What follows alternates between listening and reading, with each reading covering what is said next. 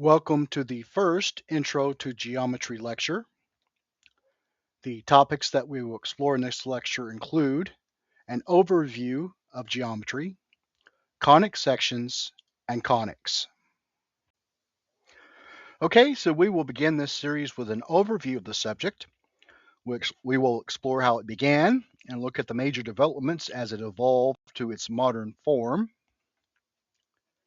So geometry began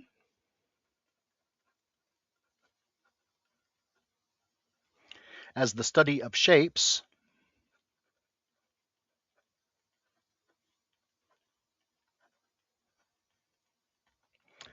The ancient Greeks believed that geometry originated from the practical problems associated with surveying tracts or parcels of land, and that is why the term is derived from the Greek words for earth and measure.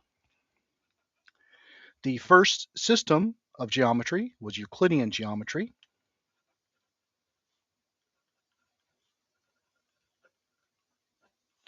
and this was the only system for more than 2,000 years. Then, different systems of geometry developed, including analytic geometry,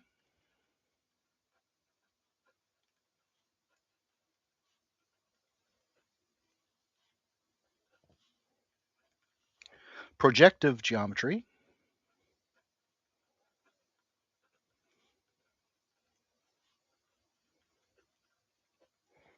and inversive geometry.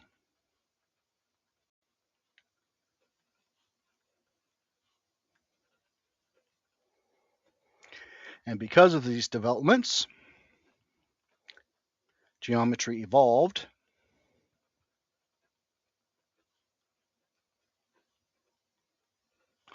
to the study of shapes,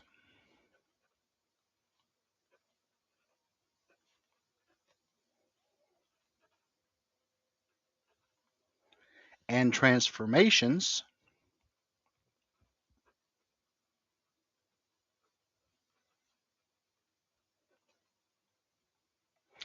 that preserve specified properties of those shapes.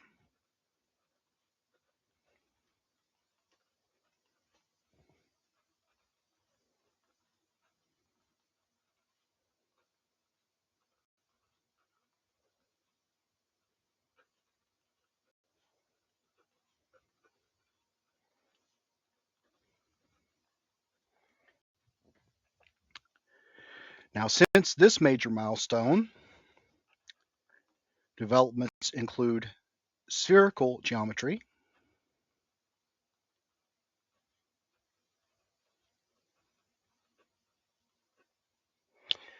which is one of the major forms of non-Euclidean geometry, and spherical geometry can be generalized to elliptical geometry.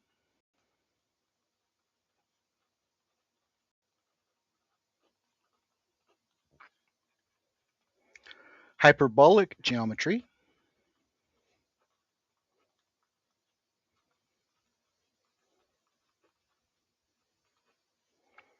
which is the second major type of non-Euclidean geometry. Affine geometry,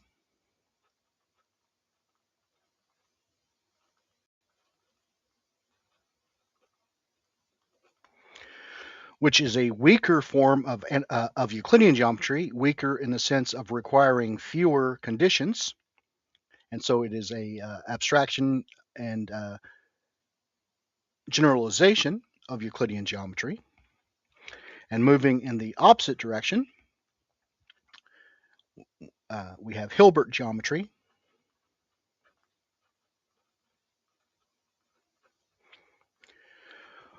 which is a reformulation of Euclidean geometry to include a stronger axiomatic system, particularly in this case, the axioms of Hilbert. But this led to what we know as now as modern Euclidean geometry.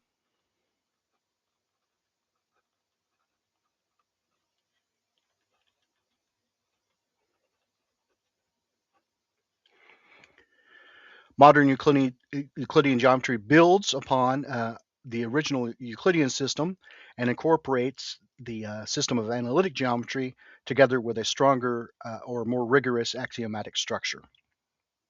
So when we say Euclidean geometry today, we mean this more modern version.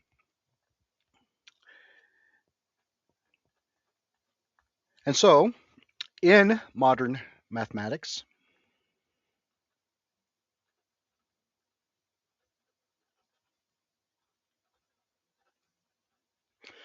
geometry is regarded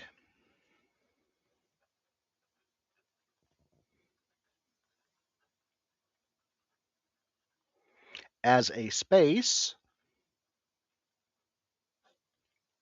together with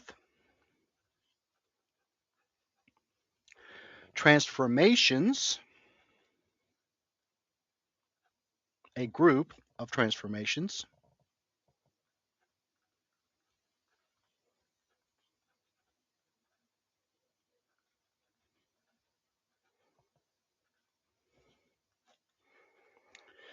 so in this modern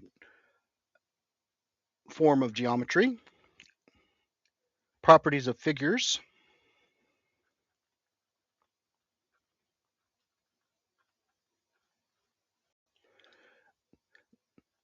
that are not altered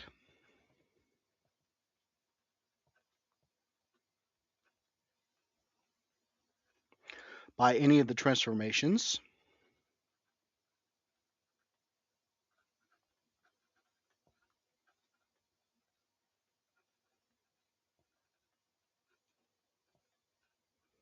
in the group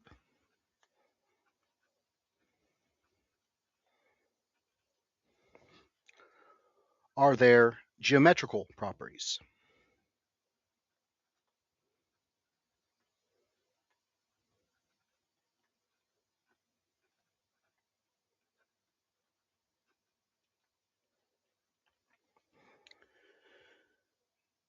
So in mathematics, a space is a set together with some structure.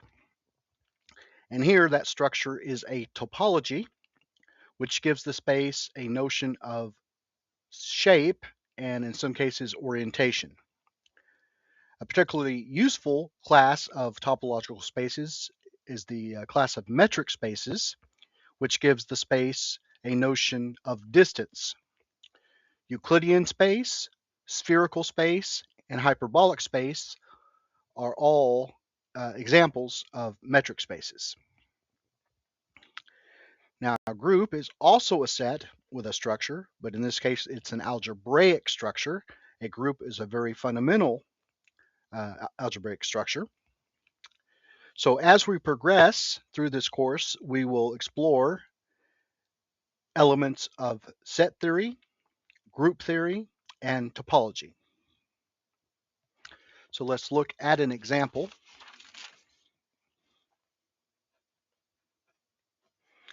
In two-dimensional Euclidean space, or two-dimensional Euclidean geometry, the space is the real plane,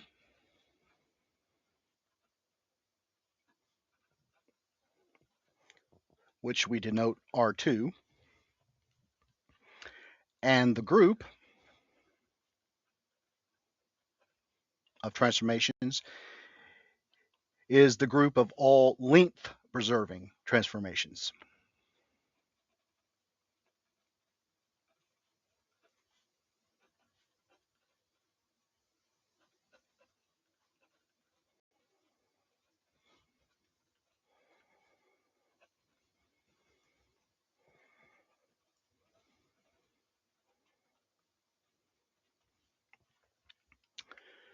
Now, it's interesting to compare 2D versions of Euclidean geometry with the non-Euclidean forms.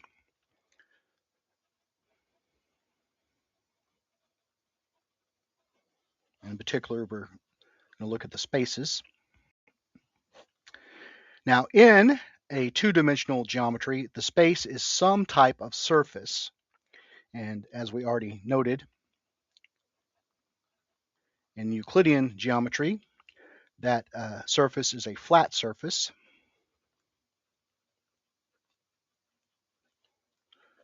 like a plane or a portion of the plane, and this surface has no curvature.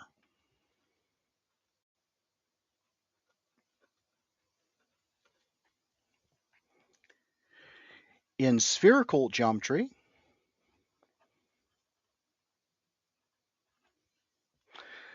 the surface is a closed surface,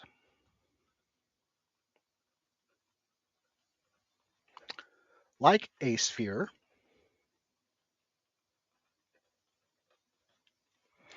and that surface has a curvature that is classified as positive curvature.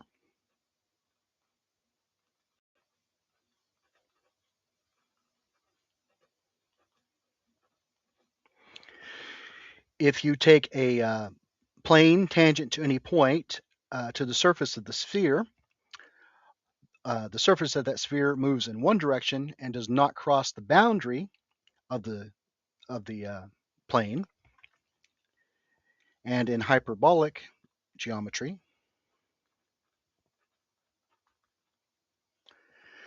the surface is an open surface,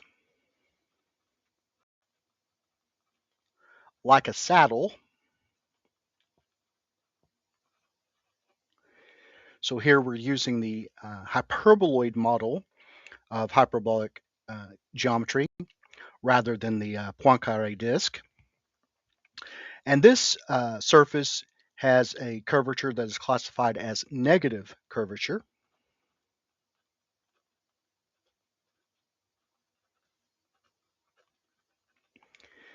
If we take a plane tangent to any point on the surface of the saddle,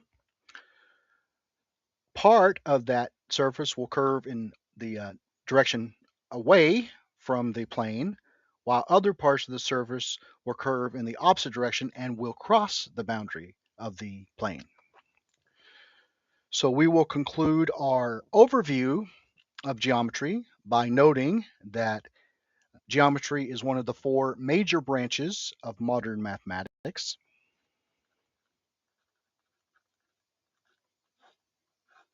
Together with algebra, topology, and analysis. Geometry has the distinction of being the oldest branch of mathematics, not counting arithmetic, which we could group under algebra. Now, the sub-branch of geometry that specializes in using the tools of algebra is algebraic geometry, and the sub-branch geometry that specializes in using the tools of analysis is called differential geometry. So in this course of lectures, we will explore different systems of geometries and their properties. So let's consider the familiar setting of Euclidean geometry, and we'll consider conic sections. The term conic section refers to a shape that is generated by taking plane slices of a double right circular cone through different angles. Now, a double right circular cone consists of two cones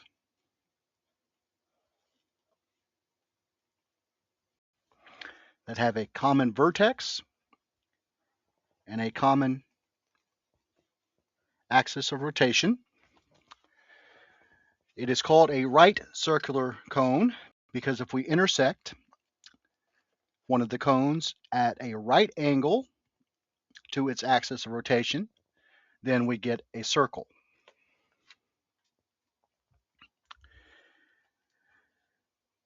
This is an object that is embedded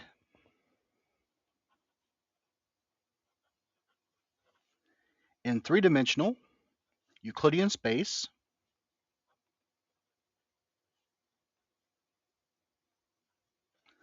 which we denote as R3, When we say that an object is embedded in n-dimensional space, we mean that that object exists in n-dimensional space, but it is itself of lower dimension. So the cone, the double right circular cone, is a degenerate form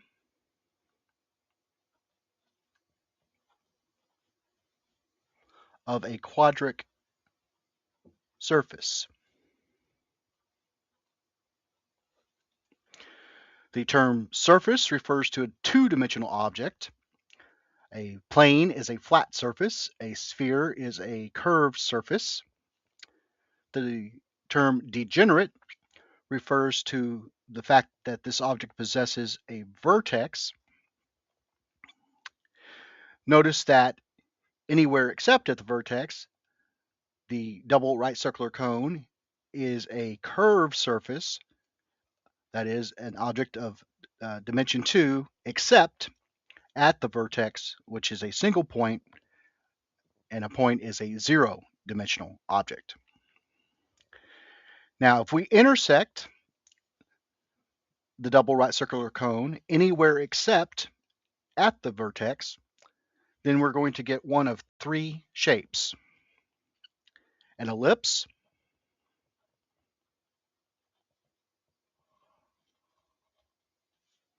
a parabola,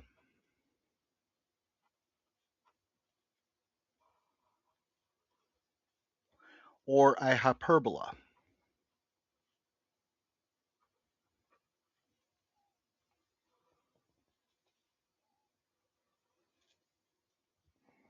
Now, Wikipedia has a very nice graphic.